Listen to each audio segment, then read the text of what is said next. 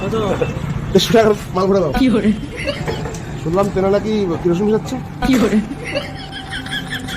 কি রে তোর বেড়া কাজ দিয়ে দিলাম, তুই বেড়া মাল কত করে যাচ্ছে এখন?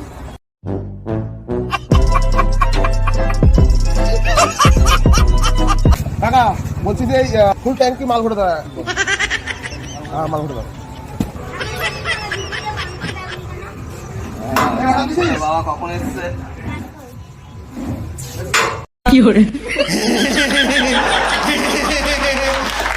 ও কাকা খেয়ে দিয়ে আবার টাকা দিতে হবে নাকি?